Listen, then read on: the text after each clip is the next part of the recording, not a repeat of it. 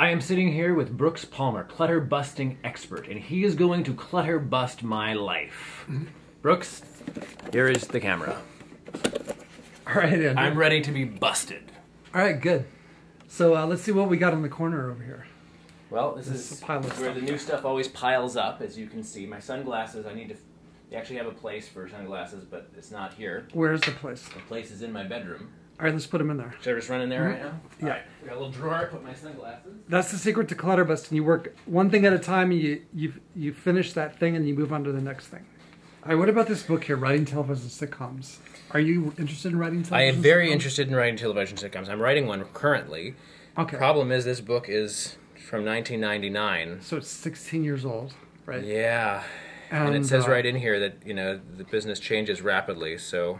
Are the taxes you're currently working on? I'm currently, this year's taxes, and I have, another pair of sunglasses. This is, by the way, how you come up with the Pythagorean theorem. Yeah, do you need to do that? No, I already did it. People do have coin collections. But do you?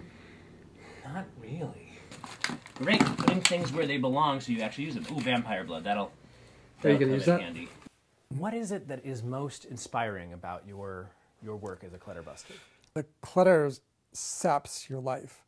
It drains you. I mean, you think you need it because you think it's going to give you something. It's like, I need to hang on to this. But the truth of it is, it takes away from your life. Because we've been seeing commercials since, they've been around us since we were a baby. And they show a commercial as somebody who's like unhappy in some kind of way, whether physically or emotionally, spiritually. And they get something, whatever it is. It's a service, a thing, an idea. And then suddenly they're happy within seconds, and the music swells up. And there's a lot of psychology in the way that commercials are made and things are marketed. But you can't help but end up believing that I need things to be happy. And then we get tricked by, when we do get something, there's this excitement, like a person, a thing, an activity. It's like exciting initially, but it's very short-lived. And we get hooked on that. It's like a drug. So you buy something really cool. It's like, oh wow, I got this awesome toy or this awesome electronical device at the store. It's been 10 years. You're not even using it anymore at all, but you still have this memory, this energetic memory of, it was so awesome when I got that. I felt so good when I got that. Yeah. So you don't let it go. You just keep it somewhere. You throw it in the back of your closet. You're like, I don't want to let go of that memory, that feeling. Right. Because you're addicted to that idea. We're trained seals, We're like, we keep doing it. I've done it enough myself. I've seen a lot of clients do it.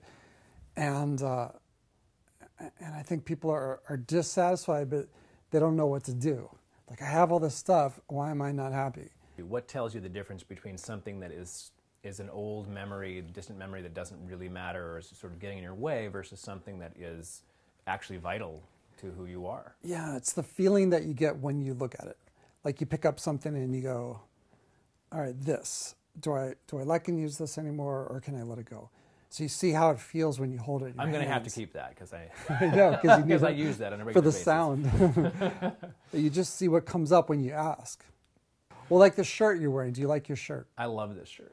Great. There was no hesitation in your voice. There was no like, I don't know, do I like the shirt? Or maybe I like it. Right. I guess.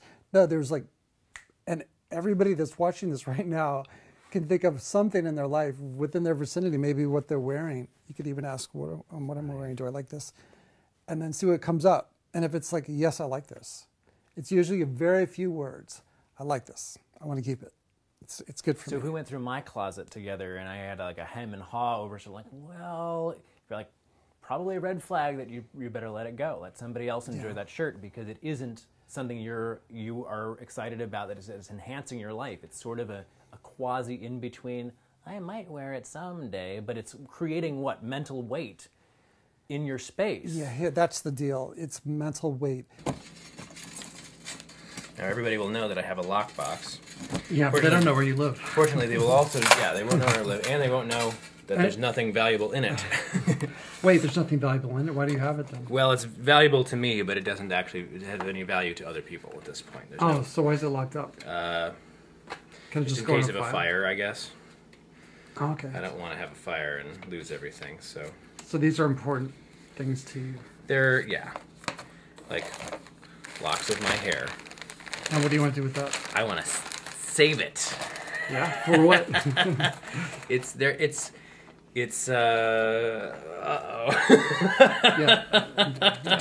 Yeah. There's a little drop It's off there. when I had a ton of hair. When I was 19, I had big bushy mane of hair, and it started all kind of falling out in little pieces. It was too. I was thinning. My hair was thinning, and All right. I decided I would chop it all off and go bald for a little while. But I would save the hair and sort of glue the ends as sort of,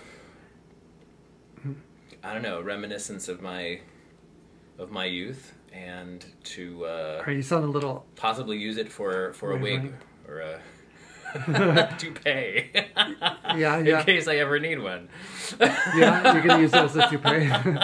Your hair will be a different color and. Oh, hair lasts a Texture. long time. Look at this stuff. All right, so let's just hold the hair for a second. Drop the other thing, and let's talk about it. So, how does it feel having this right now?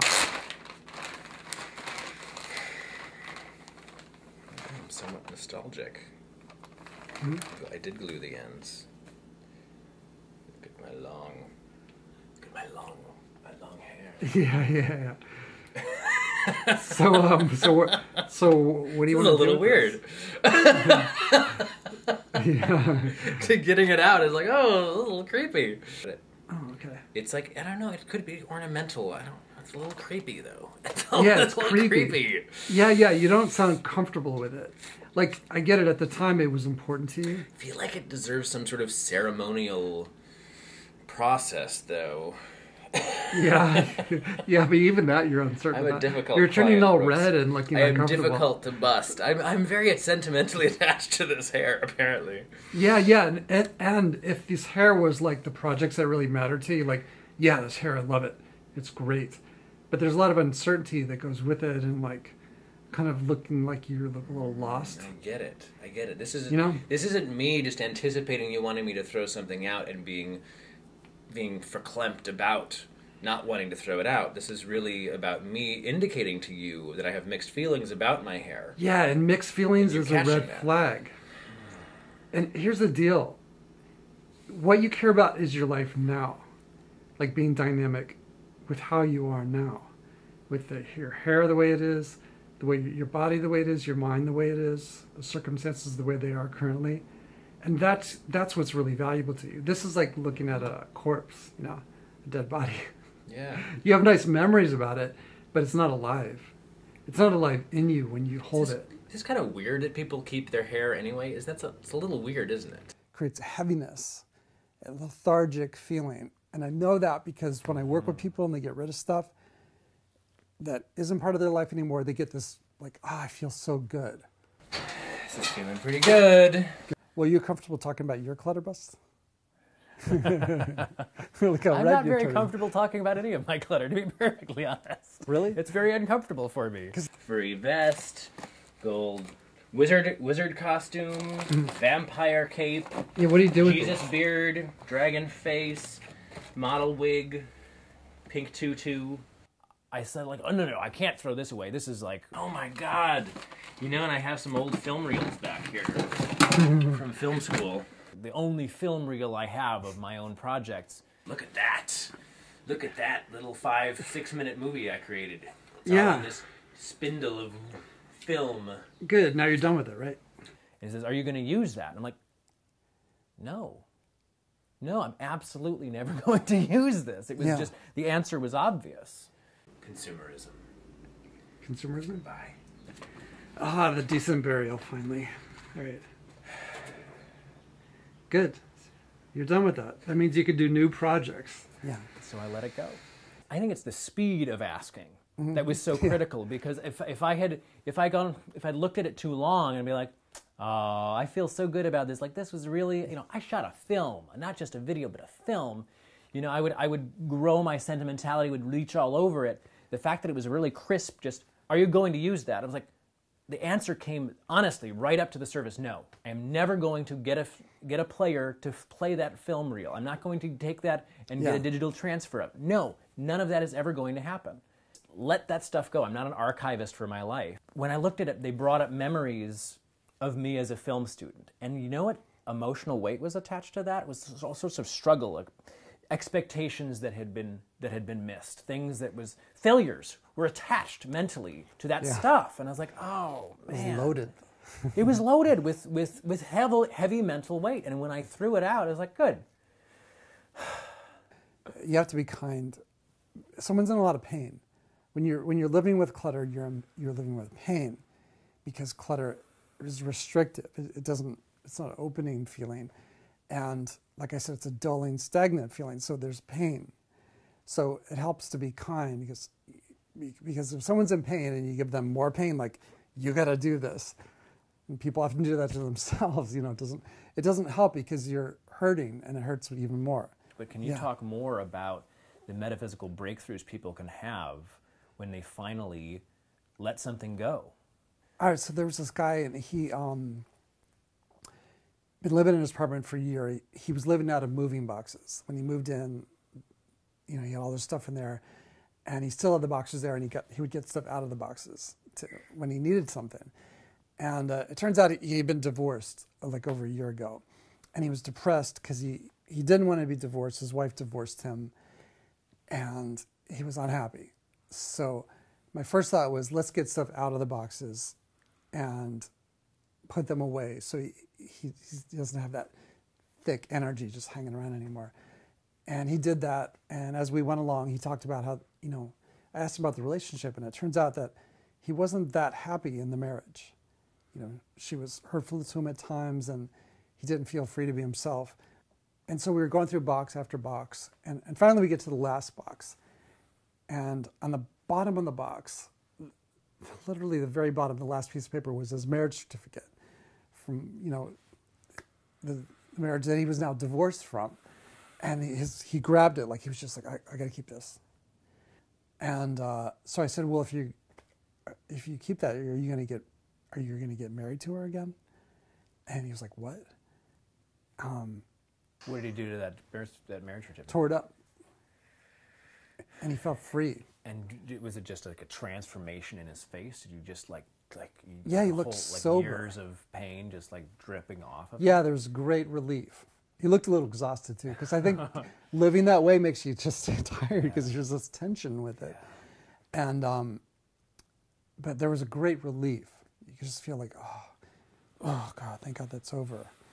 And I talked to him a week later. I just called him up, see how he's doing, and he said that there was this woman who was a friend of his, just a friend, and a few days after the clutter bus, they were hanging out, and they decided to start going out, and they were happy being together. So he let go of this thing that was dead, like a dead body he was holding on to, and he traded it, let it go, basically traded it for something living. He had the open space in his life for something new to come into it. Yeah, and that's everybody's story. There's nothing that's insignificant. That was one piece of paper. One little piece of paper with some ink on it. All right, here we go. Stuff is going out. All right, say goodbye.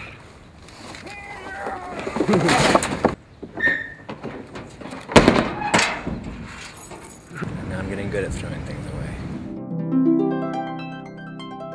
Oh, I see what you're saying. We don't want to be dreaming about dead projects. Yeah, plus you don't want activity stuff under your bed, because the bed is a place that you either are sleeping in or you're spending time with your lover in. There's a lot of space under Yeah, the you bed. could put stuff under there like linens or things like that. Or, But nothing or that's lingerie. like you want to. Yeah, sure. But, Sexy whips and chains. yeah, if that's what you do. Oh, look. Promissory notes. People owe me money. Oh, do they still owe you money? They still owe me money. Great. So you're gonna contact them today, No. Because they don't have the money. since you didn't say yes. Ooh, juicy guava. Lip gloss. All right, let's let that go. It's old. You don't want to hang on to anything old. Oh, very sticky. Look at this. I've got calendars. I've got my calendar from 2002. Yeah. And it shows you what my thought process was like back in 2000. Yeah, we don't need to know that. Don't we? Nope. Why I should not be going to school. Driver's license number 1, driver's license number 2, driver's license number 3. See how I'm getting like a little bit more like older, more mature. My haircut's getting more refined. Mm-hmm. Good. So now you're you. Do you want to let those go? You feel like you're wealthy because you have this. And then you can tell people like, oh, I've got this. And you define yourself by the things that you have. it's over and over again when people look at their lives, it's the experiences they remember, the people they knew that they loved, the things that they did. They're like, I loved doing that job, that place that I visited, that thing I created, whatever it is. Right. It's an experience rather than I loved that I had this thing.